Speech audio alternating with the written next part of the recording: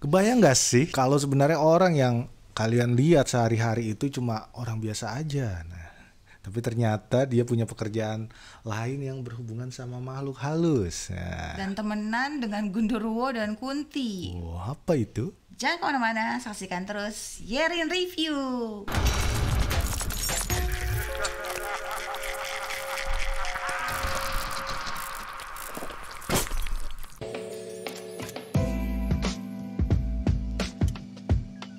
Selamat datang di Yarin Review. Hari ini kita mau bahas film Jagat Arwah. Dan film Jagat Arwah ini adalah film horor fantasi pertama yang diproduksi oleh V-Cinema Picture. Dan film ini untuk usia 13 tahun ke atas ya. Film ini merupakan pembuka dari universe film baru dari V-Cinema. Apa itu maksudnya? Seperti Bumi Langit yang udah mengeluarkan film Gundala dan Sri Asih. Dan bakal tayang 6 Oktober nanti ya. Oke. Jagat Arwah ini diharapkan bisa menjadi pembuka untuk film-film lainnya yang nanti akan berhubungan. Genrenya ini cukup menarik ya. Jadi perpaduan antara horor, fantasi dan juga petualangan. Film ini disutradarai oleh Ruben Adrian dan ceritanya ditulis oleh Mike Wilwan yang sudah banyak memproduksi film-film bagus. Salah satunya Crazy Rich ya. ASEAN. Nah, film ini ceritanya tentang Raga yang diperankan oleh Ari Ilham, seorang anak band yang ingin ke kota besar untuk mewujudkan impiannya. Nah, tapi ternyata papanya, ya ayahnya, itu si Kiki Narendra yang diperankan oleh Kiki Narendra, ini tiba-tiba meninggoy gitu. Tapi meninggoynya mencurigakan. Nah, setelah ayahnya meninggal, dia jadi bisa melihat makhluk-makhluk halus. Wah, kenapa itu? Nah, dan omnya yang diperankan oleh Oka Antara, nah baru ngasih tahu nih kalau sebenarnya dia itu mempunyai kekuatan khusus, nah dan punya tugas untuk menjaga batu akik, bukan, batu jagat ya. Oke, nah bersama makhluk halus yang mengabdi sama dia, ada Nonik yang diperankan sama Cinta Laura, terus Kuntilanak ya, ini yang diperankan sama Sheila Dara, sama ada Genderuwo yang diperankan oleh Ganindra Bimo. Ini yang kita suka dari film ini. Yang pertama itu ide ceritanya sendiri ini sangat menarik. Jadi seperti melihat film superhero yang terdiri dari manusia super dan ada makhluk halusnya.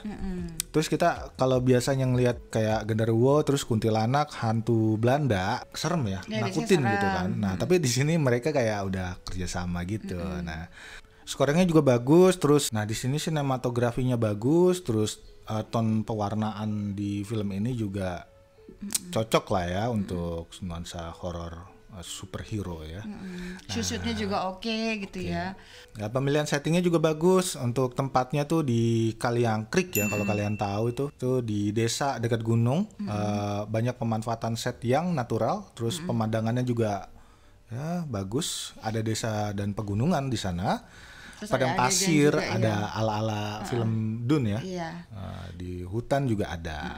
Jadi pokoknya di sini sebenarnya mata kita tuh bakal dimanjain banget dengan pemandangan-pemandangan di film ini. Jadi nggak ngebosenin. Dari segi kostum dan makeup juga bagus ya. Jadi emang niat banget mereka ngegambarin Genderuwo-nya ya bertaring dengan mata merah, ya sebenarnya cocok aja ya sesuai dengan ya memang Genderuwo tuh digambarin seperti itu. Cuman waktu ada juga tuh yang hantu sebelum jadi Genderuwo-nya tuh kayak kita pikir Hellbound ya, tapi ternyata dia ada taringnya, jadi itu beda lah gitu. Nah, film ini kan banyak nih gunain special effect, terus baik itu roh, makhluk halusnya, Genderuwo maupun Ya jadi ada adegan yang mereka kayak semacam ditarik, itunya tuh bagus loh, Iya. warna hitam itu dan keren deh. Ya jadi kan karena ini juga ada adegan actionnya, adegan berantemnya itu, dan itu kan pakai special effect dan itu memperbagus banget. Jadi sebenarnya kan karena adegan action sendiri tuh nggak terlalu wow, tapi karena dengan special effectnya itu kita jadi kayak wah keren. ya karena ini kan filmnya ketahan nih pas pandemi kemarin, jadi mereka ada waktu lebih memperbaiki special effect-nya. Kayaknya mungkin kalau 2 tahun lalu dirilis, mungkin special effect-nya nggak sebagus yang sekarang sih. By the way nih aku bilang bagus, jangan kalian bandingin sama Marvel gitu ya. Ini untuk ukuran film Indonesia ini udah sangat bagus. Ya. Terus mereka juga transisi antara adegannya kan, ada tuh yang dia dari dunia nyata ke jagat arwah ke dalam alam pikiran. Itu semua cakep. Perpindahan antar scene juga oke ya. Oke. Pokoknya itu semua Rapih. yang bagus, dan bahkan dari segi acting mereka ini nggak diraguin lagi, karena bahkan sampai peran pendukungnya gitu ya, itu harus diacungi jempol banget. Jadi ada Muhammad Khan dan juga Dayu Wijanto. Jadi padahal mereka nongolnya cuma sedikit, tapi mereka benar-benar memberikan performa yang bagus. Gue suka banget tuh yang pas ada dia kerasukan itu bagus banget sih actingnya gitu, walaupun dia cuma nongol sedikit. Apalagi keseluruhan utamanya, apa sih namanya, tokoh-tokoh utamanya ya, itu juga mereka nggak ada yang di luar jalur lah ya. Ya maksudnya mereka oke sih. Cuman aku paling suka si acting bapaknya sih, sangat menguasai ya. Iya, sangat bagus deh pokoknya, keren. Oke, itu tadi yang kita suka dari film ini. Nah sekarang yang kita kurang suka ya dari film ini. Yang pertama itu pace-nya itu ya. Jadi film ini tuh lumayan panjang, maksudnya lumayan panjang, dan juga banyak momen-momen yang harusnya bisa diisi dengan lebih baik, tapi malah dibiarkan terlalu lambat gitu aja. Jadi menurut kami kurang terorganisir sih. Dan juga ada adegan nanti di tengah-tengah yang sebenarnya nggak terlalu penting, tapi itu malah jadi kayak bikin filmnya tuh lama gitu menuju ke endingnya gitu. Padahal sebenarnya itu tidak penting sih, kurang masuk aja ya, mohon maaf nih. Kayak si Ari Irhamnya itu kan senang ya dibantuin sama Kunti, dapat banget, tapi sebenarnya penonton tidak bisa melihat itu. Tapi di film tuh ditunjukin kalau dia memang akan jadi sayang sama si Kunti ini gitu loh, kalau menurut aku. Agak aneh ya. Gitu. Terus sebenarnya ada yang agak spooky juga sih. Kuntinya itu benar-benar nungguin dia dari lahir kan, menurut aku agak aneh aja sih, ganggu. Aku ngeliat kamu lahir, tumbuh berkembang, ini kamu tuh jodoh aku, itu agak gimana gitu. Sorry, gue bukan hantu soalnya, jadi gue nggak masuk aja. Nah, sebenarnya kayak agak kurang gak sih dialog di dalam film ini, cara dia berbicara dan pemilihan kata-katanya itu terlalu agak kayak Ari Irham gitu, Ari Irham di film lain, Ari Irham di sini ke bawah-bawah gitu. Jadi cara dia ngomong sama genderuwo gitu, bisa gak sih nggak usah ngikut kayak gitu-gitu. Terus kayak ada beberapa yang menurut aku kayak dia tuh masih ke bawah-bawah gitu dengan peran dia di film yang lain. Film ini kan temanya horor fantasi, tapi elemen horornya masih kurang nih. Nah, kayak jump scare-nya tuh cuman seadanya. Yang bisa membuat horor tuh cuma di awal-awal ada adegan kesurupannya gitu loh. Sama nanti di belakang-belakang yang pas dia genderuwo kecil minta sama genderuwo gede gitu. Itu lumayan sih horornya, cuman nggak yang horor banget. Terus kan ini juga bingung ya, kadang-kadang mereka tuh di situ kayak mau ngelawak, perhatiin nggak sih? Tapi malah nggak berhasil. Kayak ada beberapa adegan yang sebenarnya dia mau lawak gitu, tapi karena kita dari awal dibawanya udah yang tegang, gimana kayak mau serius tapi ada yang kurang sih gitu, entah kenapa, ya kan? Iya, sampai bikin ngantuk.